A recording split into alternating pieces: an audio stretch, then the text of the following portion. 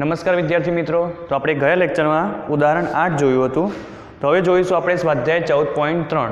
તો સ્વાધ્યાય 14.3 નો પહેલો એક્ઝામ્પલ શું કહેવા માગે છે જોઈએ કે નીચેનું આવૃત્તિ વિતરણ એક વિસ્તારમાં 68 ગ્રાહકોને માસિક વીજ વપરાશ આપે છે. 68 ગ્રાહકોને, 68 એટલે કે આવૃત્તિ આપણને આપેલી છે, ટોટલ આવૃત્તિ કેટલી 68.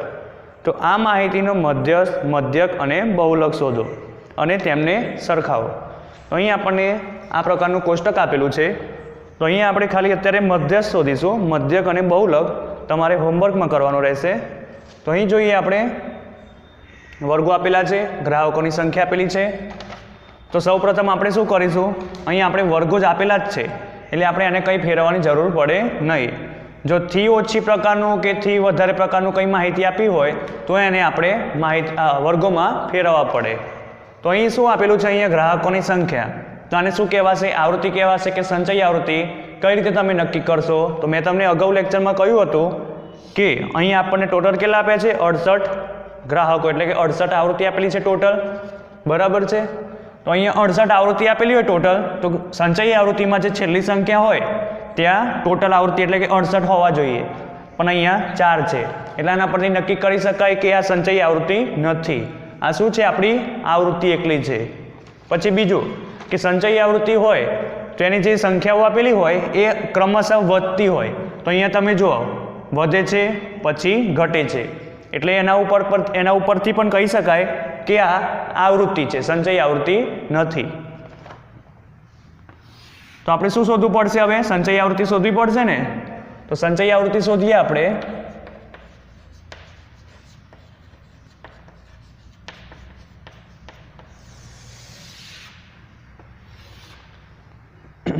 તો સંચય આવૃત્તિ કઈ રીતે શોધાય, મેં તમને અગાઉ લેક્ચરમાં કીધું હતું કે જે સૌપ્રથમ જે સંખ્યા છે એને આપણે એમની એમ લખી દઈશું, પછી ક્રોસમાં આપણે સરવાળો કરીશું.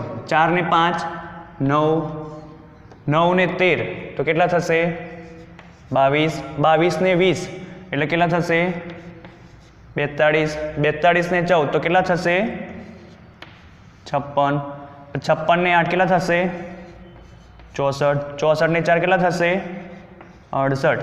જુઓ આપણને 68 મળી ગયા ને, તો આ શું કહેવાશે, આપણી સંચય આવૃત્તિ. મેં તમને કીધું એ પ્રમાણે કે આપણને જો આ ના આપેલું હોય, બરાબર છે, અને ગ્રાહકોની સંખ્યા આપેલી હોય અને આપણે નક્કી કરવાનું હોય કે આ આવૃત્તિ છે કે સંચય આવૃત્તિ, તો શું જોવાનું, આપણે ટોટલ આવૃત્તિ કેટલી આપેલી છે અંદર રકમમાં 68, તો અહીંયા 68 હોવા જોઈએ, તો આપણી એ સંચય આવૃત્તિ થશે. આપણે સંચય આવૃત્તિ શોધી લીધી જે ટોટલ આવૃત્તિને બરાબર હોય છે. તમે આનો સરવાળો કરશો એટલે 68 થશે. સંચય આવૃત્તિ ટોટલ આવૃત્તિને ઇક્વલમાં હોય છે એટલે કે સેમ હોય છે. હવે શું કરીશું આપણે, n બરાબર આપણને 68 આપેલા છે, તો પહેલું સ્ટેપ શું કરીશું, તો n બરાબર 68 લખીએ અહીંયા. પછી શું કરીશું, n/2 કરીશું એના, એટલે 68 ભાગ્યા 2 એટલે કેટલા થશે 34. હવે જોવાનું કે 34 અહીંયા ક્યાં આવશે સંચય આવૃત્તિમાં, તો 4 માં નહીં આવે, 9 માં નહીં આવે, 22 માં નહીં આવે, 42 ની અંદર આવી જશે 34. તો અહીંયા આપણે શું કરીશું, કોષ્ટક બનાવી દઈશું, આ રીતે બોક્સ બનાવી દઈશું.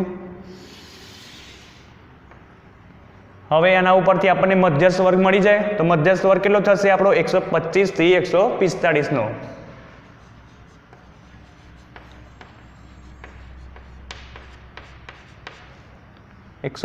થી 145 છે. તો મધ્યસ્થ વર્ગ ઉપરથી આપણને અધસીમા મળી જશે વર્ગની.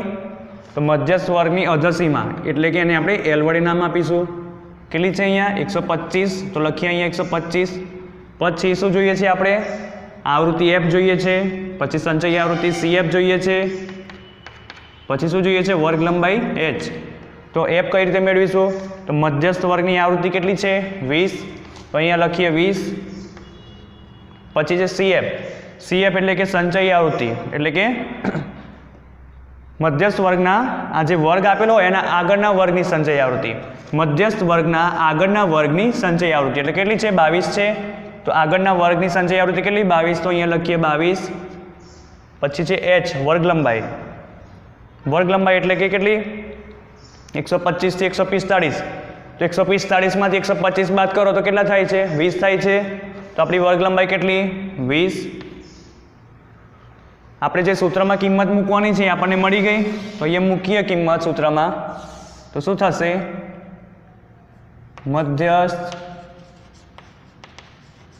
Is equal to L plus n/2 minus CF ભાગ્યા F ગુણ્યા H. મધ્યસ્થ વર્ગની અધસીમા કેટલી 125, તો લખીએ અહીંયા 125 પ્લસ n/2 કેટલા છે આપણી પાસે 34, તો અહીંયા લખીએ 34 માઇનસ CF એટલે કે મધ્યસ્થ વર્ગના આગળના વર્ગની સંચયી આવૃત્તિ એટલે કેટલી છે 22, તો અહીંયા લખીએ 22. પછી મધ્યસ્થ વર્ગની આવૃત્તિ, તો મધ્યસ્થ વર્ગ આપણો આ છે, એની આવૃત્તિ કેટલી છે, આ શું થઈ આપણી આવૃત્તિ છે, આવૃત્તિ કેટલી છે 20, તો લખીએ અહીંયા 20. પછી જે વર્ગ લંબાઈ કેટલી આપણી 145 માંથી 125 બાદ કરીએ તો કેટલા મળે આપણને 20, બરાબર છે. તો 125 એમને એમ લખીશું, 20 કેન્સલ, 34 માંથી 22 જાય તો કેટલા રહેશે, બરાબર છે.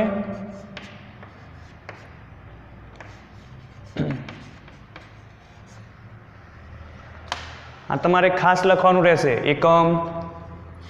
પછી કોઈ બી સંખ્યા તમારે અહીંયા જોવાનું કે અહીંયા રકમ આપણને શું આપેલું છે કે એકમમાં આપેલું છે, તો અહીંયા શું લખવાનું રહેશે આપણે એકમમાં. તેવી જ રીતે એક્ઝામ્પલ નંબર 4 માં લખ્યું છે કે જો લંબાઈ મીમીમાં આપેલી છે, તો આપણે છેલ્લે શું લખીશું અહીંયા શોધીએ મધ્ય શોધીએ પછી, તો અહીંયા લખીશું મીમી. ઓકે, તો અહીંયા મેં શું કર્યું કે આપણને રકમ આપેલી હતી, આટલું આપેલું હતું આપણને માસિક વપરાશ અને ગ્રાહકોની સંખ્યા. તો સૌપ્રથમ શું યાદ રાખવાનું કે મધ્યસ્થમાં જે વર્ગો આપેલા હોય એ કેવા પ્રકારના વર્ગો હોવા જોઈએ કે સતત વર્ગો હોવા જોઈએ, અસતત વર્ગો ન હોવા જોઈએ. સતત વર્ગો એટલે કેવા કે 65 થી 85 વર્ગ છે, બરાબર છે. અહીંયા તો જે અહીંયા ઉર્ધ્વ સીમા છે 85 એ જ અહીંયાથી શરૂ થવી જોઈએ, એટલે કે 85 એ પતવું જોઈએ, અહીંયા 85 એ પૂરું થવું જોઈએ અને 85 થી જ નીચેનો વર્ગ સ્ટાર્ટ થવો જોઈએ. તેવી જ રીતે 105 એ પૂરો થાય છે, તો અહીંયા જો 105 થી શરૂઆત થાય છે, પછી અહીંયા જો 125 થી શરૂઆત થાય પૂરો થાય છે, તો અહીંયા 125 થી શરૂ થાય છે. તેવી જ રીતે દરેક વર્ગો એ પ્રમાણે હોવા જોઈએ. જો 85 85 105 105 145 બરાબર છે. અને જો કદાચ 65 થી 85 નો વર્ગ આપેલો હોય અને નીચે 86 થી આપેલો હોય, તો આપણે શું કરવાનું રહેશે સૌપ્રથમ, તો અહીંયા 86 હોય એની જગ્યાએ આપણે 85 લાવવાના રહેશે, એટલે કે સતત વર્ગોમાં ફેરવવાનું રહેશે. હમણાં એ એક્ઝામ્પલ આવશે, આપણે એક્ઝામ્પલ નંબર 4 માં એ જોઈશું. પછી બીજું સ્ટેપ શું કરીશું આપણે, તો અહીંયા ગ્રાહકોની સંખ્યા જે આપેલી છે આવૃત્તિ છે કે સંચયી આવૃત્તિ એ નક્કી કરીશું. જો શેના ઉપરથી નક્કી કરીશું આપણે, તો અહીંયા ક્રમશઃ વધતી જવી જોઈએ સંખ્યા, તો એ શું કહેવાશે સંચયી આવૃત્તિ.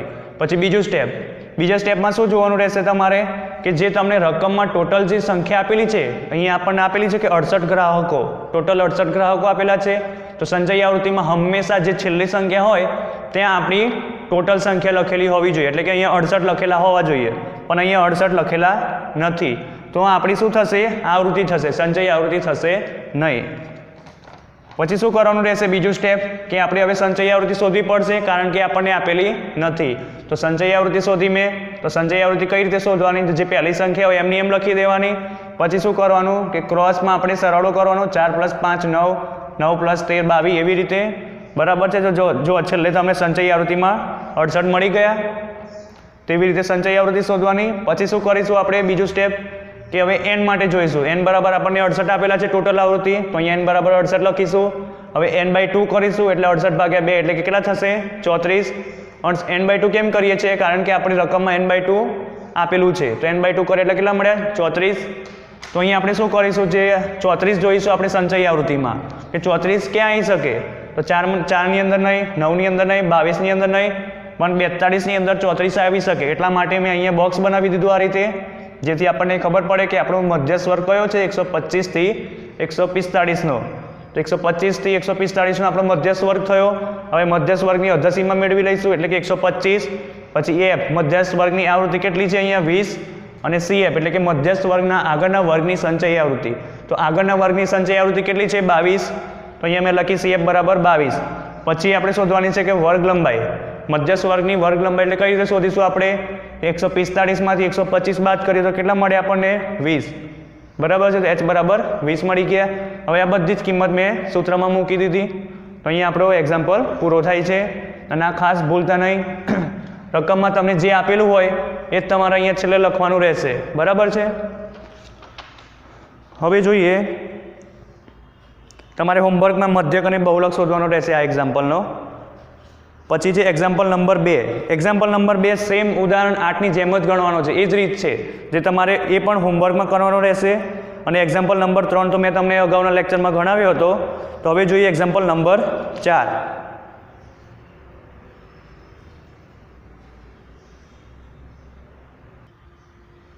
તો અહીં આપણને એક્ઝામ્પલ નંબર 4માં શું આપ્યું છે? તો એક છોડના 40 પાંદડાઓની લંબાઈ ખૂબ જ નજીકના મિલીમીટર સુધી માપવામાં આવી અને મેળવેલ માહિતી નીચેના કોષ્ટકમાં દર્શાવી છે. જો આ પ્રકારની આપણને માહિતી આપેલી છે. તો અહીં શું શોધવાનું છે? આપણે મધ્યસ્થ શોધવાનો છે.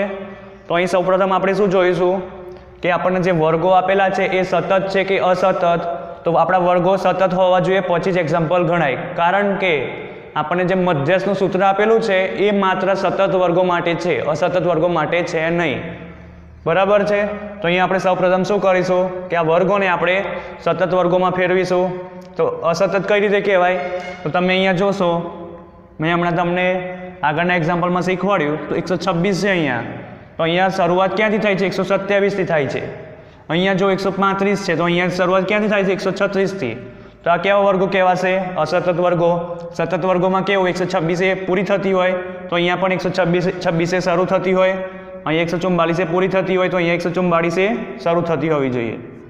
પડી ગઈ ખબર? સતત વર્ગો એટલે શું અને અસતત વર્ગો એટલે શું? તો અહીંયા સૌપ્રથમ શું કરીશું? આપણે વર્ગોને સતત વર્ગોમાં ફેરવીશું. કઈ રીતે? તો આપણે શું કરીશું કે કોઈ બી આપણે બે વર્ગો લઈ લઈએ. હું આ બંને લઉં છું વર્ગો, 118 અને 126. અને બીજો કયો વર્ગ છે? 127 અને 135. આ રફ વર્ક કરું છું હું, તમારે લખવાનું રહેશે નહીં. તો અહીં શું કરવાનું?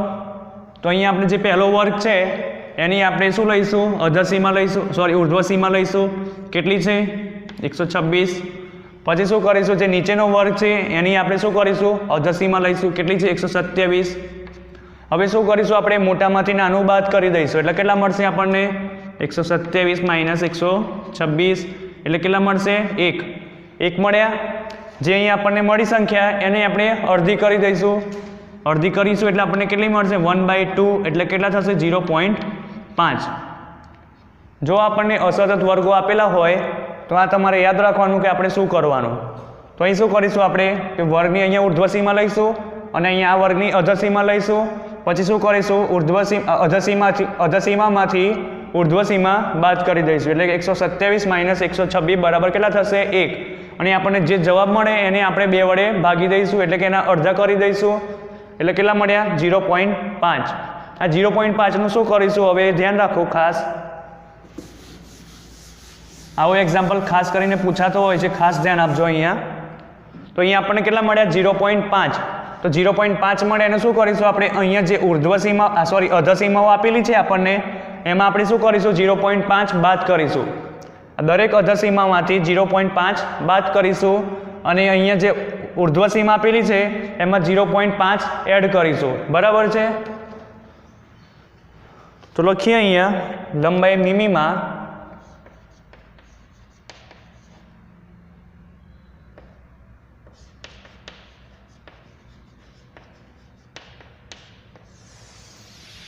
પછી શું છે? પાંદડાઓની સંખ્યા.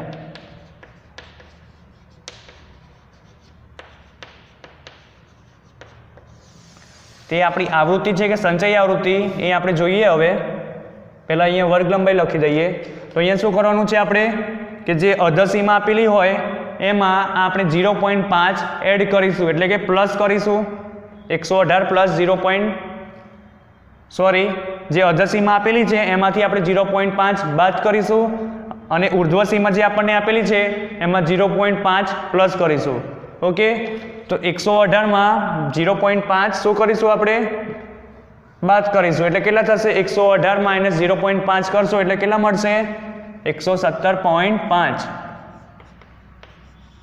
થી 126 છે. તો 126માં આપણે શું કરવાનું છે અહીંયા ઉર્ધ્વ સીમામાં શું કરીશું 0.5 પ્લસ કરીશું, અધર સીમામાં 0.5 બાદ કરીશું. અહીંયા આપણે એડ કરવાના છે 0.5 એટલે કેટલા થશે 126.5. પછી આમાં શું કરીશું 0.5 બાદ કરીશું એટલે કેટલા થશે 126.5 માઇનસ આમાં એક 0.5 એડ કરીશું એટલે 135.5. પછી શું છે 136, તો આપણે અધર સીમાની જગ્યાએ છે તો શું કરીશું આપણે 0.5 બાદ કરીશું એટલે કેટલા થશે 135.5 થી 144.5. હવે શું કરીશું તેવી જ રીતે દરેકની આપણે લખી દઈએ વર્ગો, તો શું થશે અહીંયા 144.5 થી 153.5. તેવી જ રીતે 154 માટે તો 154 અધર સીમાની જગ્યાએ છે તો શું કરીશું આપણે 0.5 બાદ કરીશું એટલે કેટલા થશે 153.5 થી 162.5. તેવી જ રીતે અહીંયા 162.5 થી 171.5. પછી શું કરીશું 171.5 થી 180.5. તો અહીં મેં શું કર્યું કે અસતત વર્ગોને સતત વર્ગોમાં ફેરવ્યા. કઈ રીતે મેં તમને સમજાવી દીધું 0.5 કઈ રીતે આવે. 0.5 એટલે કે શું કરવાનું કોઈ પણ બે વર્ગો લઈ લેવાના, તમે કોઈ બી વર્ગો લઈ શકો છો. આમાંથી આપણે એક જ વખત ગણતરી કરવાની રહેશે. જો અહીંયા ધારો કે હવે હાલો મારી ઈચ્છા થાય છે કે મારે કોઈ બી વચ્ચે નહીં લેવા છે વર્ગો, તો 144 ને 145, તો હું શું કરીશ અધર સીમામાંથી ઉર્ધ્વ સીમા બાદ કરી દઈશ. તો 145 માઇનસ 144 એટલે કેટલા મળ્યા મને 1 મળ્યા. તો એના અડધા કેટલા થાય તો 0.5. તો 0.5 નું હું શું કરીશ તો જે અહીંયા વર્ગની આપણને વર્ગની અધર સીમા અને ઉર્ધ્વ સીમા છે એમાં અધર સીમામાં 0.5 બાદ કરીશું અને ઉર્ધ્વ સીમામાં 0.5 ઉમેરીશું. પડી ગઈ ખબર. હવે બીજું સ્ટેપ જોઈએ શું કરવાનું છે આપણે, તો પાંદડાઓની સંખ્યા જે આપણી આવૃત્તિ છે કે સંચય આવૃત્તિ એ આપણે મેળવવાની છે. બરાબર છે. આ એફ છે આપણો CF છે એ જોવાનું છે. તો કઈ રીતે મેં તમને એવા કેટલાય એક્ઝામ્પલ શીખવાડી દીધા. તો શું કરવાનું પહેલું સ્ટેપ કે તમારે જોવાની સંખ્યાઓ વધતી જાય કે ઘટતી જાય છે જુઓ. તો અહીંયા સંખ્યાઓ તમારે વધતી પણ જાય છે અને ઘટતી પણ જાય છે. તો આપણી સંચય આવૃત્તિ નથી, કારણ કે સંચય આવૃત્તિમાં હંમેશા સંખ્યાઓ વધતી જ જાય. અહીંયા વધે છે અને ઘટે છે, બંને થાય છે. પછી બીજું સ્ટેપમાં શું કરીશું આપણે, તો બીજા સ્ટેપમાં તમે જુઓ રકમમાં તમને 40 પાંદડાઓ આપેલા છે. ટોટલ કેટલા આપેલા છે 40 પાંદડાઓ. તો સંચય આવૃત્તિ હોય તો સંચય આવૃત્તિમાં કેવું હોય તો સંચય આવૃત્તિમાં જે છેલ્લે હોય ત્યાં આપણી કેટલી હોવી જોઈએ સંખ્યા, ટોટલ આવૃત્તિ એટલે કેટલી હોવી જોઈએ 40 હોવા જોઈએ. ટોટલ સંખ્યા હોવી જોઈએ ને 40. તો અહીંયા 40 નથી, તો એ શું થશે આપણી આ સંચય આવૃત્તિ થશે નહીં. એટલે આ શું કહેવાશે આપણી આવૃત્તિ.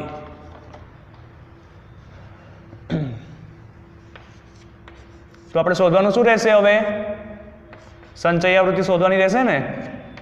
તો સંચય આવૃત્તિ શોધીએ હવે આના ઉપરથી.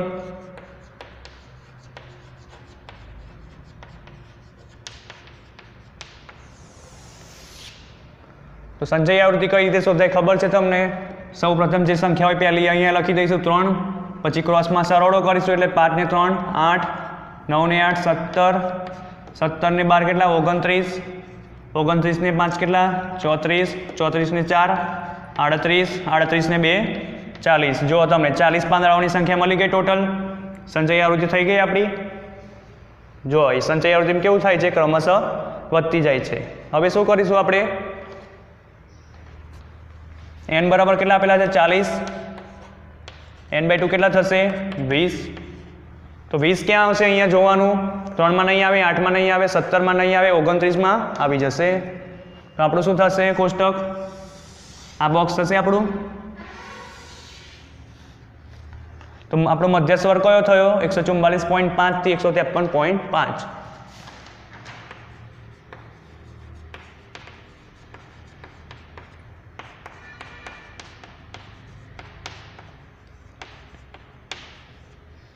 153.5. હવે આપણે આના ઉપરથી વર્ગની અધસીમા નક્કી કરીએ તો કેટલી થશે? 144.5. પછી શું જોવાનું છે આપણે? આવૃત્તિ, પછી છે સંચય આવૃત્તિ, પછી છે વર્ગ લંબાઈ. આવૃત્તિ એટલે કઈ રીતે શોધીશું? મધ્યસ્થ વર્ગની આવૃત્તિ કેટલી છે? 12. તો અહીંયા લખીએ 12. CF એટલે આપણી મધ્યસ્થ વર્ગના આગળના વર્ગની સંચય આવૃત્તિ. જે આપણો મધ્યસ્થ વર્ગ છે એનો આગળનો વર્ગની સંચય આવૃત્તિ એટલે કેટલી છે? 17. તો અહીંયા લખીએ 17. પછી વર્ગ લંબાઈ Hમાં શું કરીશું આપણે? 153.5 માંથી 144.5 બાદ કરીશું એટલે આપણને કેટલા મળશે? 9 મળશે. હવે શું કરીએ? આ બધી કિંમતો આપણે સૂત્રમાં મૂકી દઈએ. તો સૂત્ર શું છે આપણું મધ્યસ્થનું?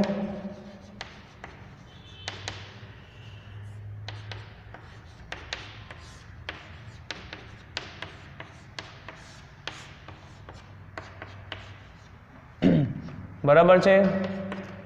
L એટલે કે વર્ગની અધસીમા કેટલી છે? 144.5.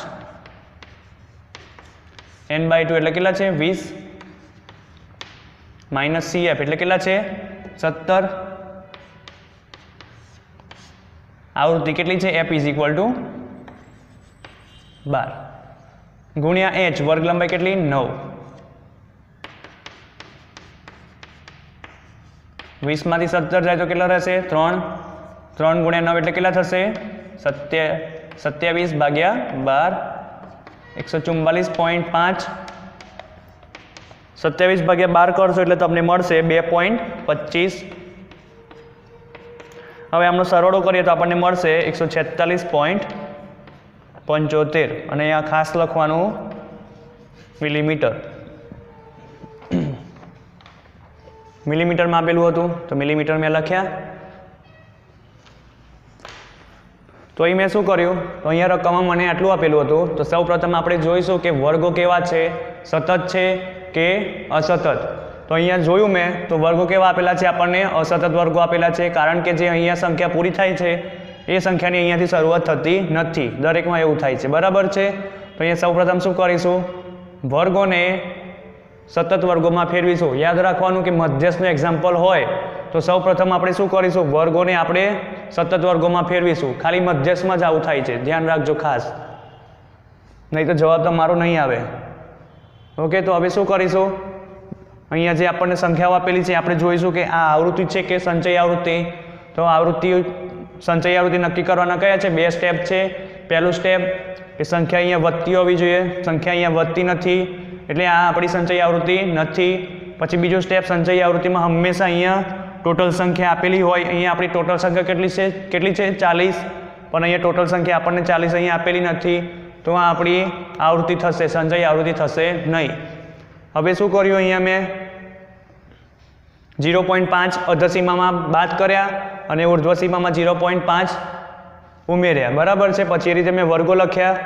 પછી શું કર્યું? પાંદડાઓની સંખ્યા એટલે મેં એની એડ લખી દીધી અહીંયા. પછી શું કર્યું? સંચય આવૃત્તિ શોધી. તો સંચય આવૃત્તિ કઈ રીતે શોધાય? તો પહેલી સંખ્યા છે અહીંયા લખીશું. પછી શું કરીશું? સરળો કરીશું ક્રોસમાં. 3 + 5 8, 8 + 9 17, 17 + 12 29. તેવી જ રીતે નીચે સુધી ટોટલ પાંદડાઓની સંખ્યા 40 મળી ગઈ. તો આ આપણી સંચય આવૃત્તિ સાચી. પછી શું કરીશું? બીજું સ્ટેપ અહીંયા તમારે લખતું જવાનું. કુલ n = 40. પછી બીજું સ્ટેપ શું કરીશું? હવે ટોટલ n બરાબર કેટલા છે? 40 પાંદડાઓ છે તો n = 40 લખ્યા મેં. શું કરીશું? બીજું સ્ટેપ n/2 કરીશું એટલે કેટલા થશે? 20. પછી શું કરીશું? 20 ને આપણે સંચય આવૃત્તિમાં જોઈશું. તો સંચય આવૃત્તિમાં તમે જો 20 ક્યાં આવશે? તો 17 ની અંદર નહીં આવી શકે એટલે 29 લીધા મેં. 29 ની અંદર આવી જાય. તો અહીંયા મેં બોક્સ બનાવી દીધું. તો મધ્યસ્થ વર્ગ કયો થયો આપણો? આ થયો જે મેં અહીંયા લખ્યો. પછી આના ઉપરથી આપણે મધ્યસ્થ વર્ગની અધસીમા મેળવી. તો L બરાબર કેટલી થઈ? 144.5. પછી F બરાબર 12 એટલે કે મધ્યસ્થ વર્ગની આવૃત્તિ કેટલી થઈ? 12. પછી છે CF મધ્યસ્થ વર્ગના આગળના વર્ગની સંચય આવૃત્તિ કેટલી છે? 17. તો અહીંયા લખી 17. પછી વર્ગ લંબાઈ મેળવી. તો વર્ગ લંબાઈ કઈ રીતે શોધી મેં? તો 153.5 માંથી 144.5 બાદ કર્યા. પછી શું કર્યું મેં? આ બધી કિંમતો સૂત્રમાં મૂકી દીધી. તો જવાબ મળી ગયો. 146.75 મિલીમીટર.